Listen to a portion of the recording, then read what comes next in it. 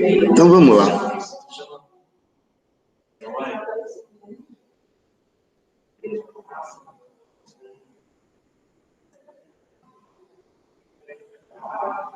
Na aula passada, eu estava falando da Revolução Industrial,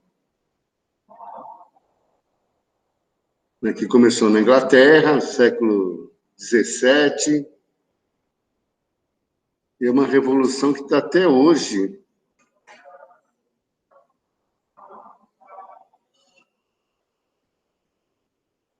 Né, a gente tem visto, estamos na época da Revolução digital, né? E a gente parou aqui na Inglaterra, onde... Por que a Revolução começou na Inglaterra? Está aparecendo para você? Tem para participar. Você entrou com o seu e-mail institucional? Então, por que começou na Inglaterra, né? Porque a Inglaterra, lá, um Estado liberal, descentralizado e não intervencionista, ou seja, na época da Revolução Industrial, né, esse Estado liberal foi instituído em 1688, com a Revolução Gloriosa, né? Tivemos duas grandes revoluções na Inglaterra, a Revolução Gloriosa e a Puritana, né? E a Revolução Gloriosa ela veio depois da Revolução Puritana, que transformou a monarquia absolutista inglesa, ou seja, um rei que tinha todo o poder, numa monarquia parlamentar, ou seja, esse rei agora foi obrigado a obedecer uma Constituição. E dessa maneira libertou a burguesia, que são os donos, né, os proprietários de terras, de um Estado centralizado e intervencionista. Então, ele vai dar lugar a um Estado liberal burguês, na Inglaterra, um século antes da Revolução Francesa. Ou seja, eu não vou ter o Estado intervindo na economia, né? Isso dá condições para essa Revolução Industrial acontecer. Por que a Revolução Industrial? Por causa do processo de produção. Até a Revolução Industrial, o processo de produção é artesanal, sem divisão do trabalho. Ou seja, todo mundo tinha um tear em casa, né, para fazer fio, para fazer roupa. A partir do momento que eu tenho agora um processo de produção, eu tenho máquinas que vão fazer isso daí. Eu costumo fazer uma analogia com a história da Cinderela, né? Que a Cinderela, não, perdão, a Bela Adormecida, né? Que é a que coloca o dedo na roca, né? Ou seja, todo mundo naquele reino tinha uma roca em casa para fazer o tecido. A partir da Revolução Industrial, eu começo a mecanizar esse processo. Eu tenho um sistema agora de produção manufatureira e maquinofatureira, ou seja, uma produção em série padronizada. É que nem como é que é feito o carro, por exemplo? O carro é feito em série. Tudo agora é feito em série, né? Tudo é feito, até para fazer essa garrafa aqui de água, o teu boné, etc e tal, é tudo feito em série. É uma máquina que vai fazendo um atrás do outro. Isso foi muito... E o que marca isso daí é esse desenvolvimento de tecnologia. Então, primeiro recurso tecnológico, né, que se inventa é a máquina a vapor do século XVIII. Depois vem a energia elétrica, século XIX, energia nuclear do século XX.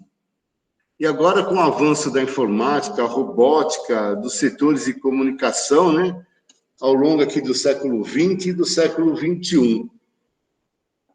Ou seja, são recursos tecnológicos que eu vou cada vez mais proporcionar de aumentar a minha produção. Eu tenho... Isso vem desde o século XVIII, né? Com Essa revolução, eu estou substituindo a força humana agora por uma força de máquina, a força humana e animal, né?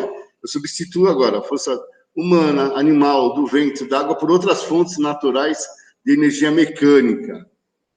Então, se inventa a lançadeira volante, né? A máquina, a fiandeira, né? Que permitia que um só artesão fiar 80 fios de uma única vez, a máquina a vapor, a máquina de fiar movida a rota d'água, o tear mecânico, ou seja, no século XVIII, entre 1730 e 1785, eu vou cada vez mais inventando equipamentos, alguns cientistas vão inventando equipamentos para melhorar essa produção.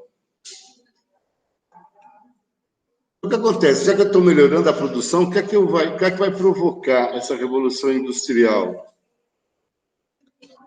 Inicialmente, o deslocamento das pessoas que estão no campo para as cidades. A primeira coisa.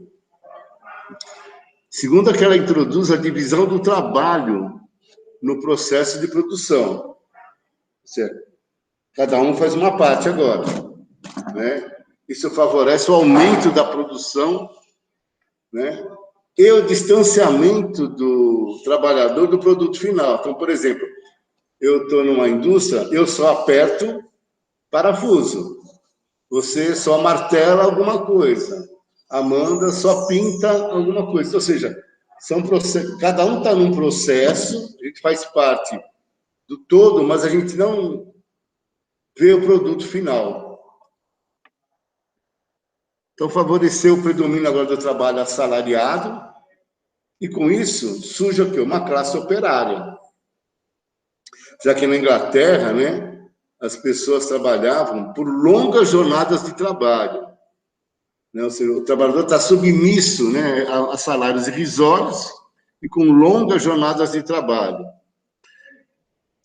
Provocou também o desenvolvimento das ferrovias no século XIX, né, cuja construção absorveu grande parte da mão de obra masculina adulta, provocando em escala crescente a utilização de mulheres e crianças como trabalhadores nas fábricas têxteis e nas minas. Ou seja, eu pego os homens para fazer ferrovias. Quem vai trabalhar nas indústrias agora? As mulheres e as crianças.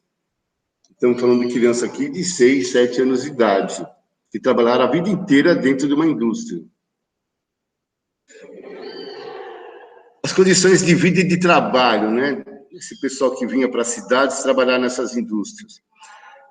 Era uma insalubridade nas fábricas, né? Nas moradias dos trabalhadores, ou seja, as pessoas moravam ao redor das fábricas, então você tem grandes cidades que começam a surgir, né? Em cima dessas indústrias, principalmente na Inglaterra, já que estamos falando da Revolução Inglesa. A cidade de Manchester, né, ela tem várias indústrias, então você tem vilas operárias ao redor dessas indústrias, uma jornada de 14 a 18 horas de trabalho, com tarefas de esforço repetitivo. Então, você está lá o dia inteiro apertando parafuso, durante 14 a 18 horas. A exploração do trabalho da mulher e da criança, então você imagina, uma mulher e uma criança trabalhando todo esse período, não podia ter movimento dos trabalhadores, né? Isso era criminalizado, inclusive, porque não havia ausência, não tinha leis trabalhistas, a poluição que ocasionava, a falta de saneamento básico que tinha, também para as moradias, né? Ou seja,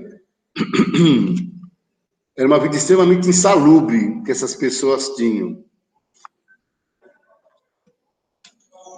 Isso, os trabalhadores resolveram resistir, né? Alguns anos depois, eles falaram, pô, peraí, a gente está trabalhando aqui direto e não tem nenhum benefício. Eles começam a resistir. E aí eles começam a sabotar, né, as máquinas. O que começam a fazer, né? A sabotagem, né, que vem do francês sabote, né, que significa tamanco, ou seja, os operários enfiavam seus tamancos, né, nas engrenagens das máquinas para parar a produção. Essa é uma maneira de você sabotar as máquinas, né? Daí que vem a palavra sabotagem. Começaram a fazer greve, manifestações, destruir máquinas, né, sob a alegação que essas eram responsáveis pelo desemprego e pela exploração das pessoas. Com isso, eles conseguem conquistar alguns benefícios, tais como, né, o limite de idade e jornada para as crianças, ou seja, o mínimo da idade de uma criança para poder trabalhar são 10 anos de idade agora, e não mais 5, 6 anos. E o máximo que ela vai trabalhar vai ser 48 horas semanais. Depois, em 1842, se proíbe o trabalho infantil nas minas, trabalhar em mina de carvão ainda, já que a máquina é a vapor, eu preciso de carvão para que ela funcione. E ter criança trabalhando em mina é extremamente insalubre. Em 46, a supressão, dá licença um minutinho.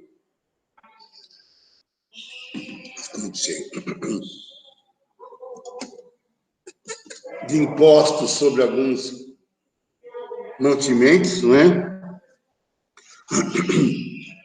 Outra conquista dos trabalhadores, ó, em 1847, jornada máxima de 10 horas por dia de trabalho. E só em 1919, né, ou seja, 50, 53, quase 70 anos depois, em 1919, eles conquistam a jornada máxima de 8 horas por dia, que aqui tem hoje no mundo inteiro, praticamente. E a criação da Organização Internacional do Trabalho. Ou seja, a Revolução Industrial, ela padroniza, né, toda a linha de produção, toda a produção, mas trouxe com ela também, né,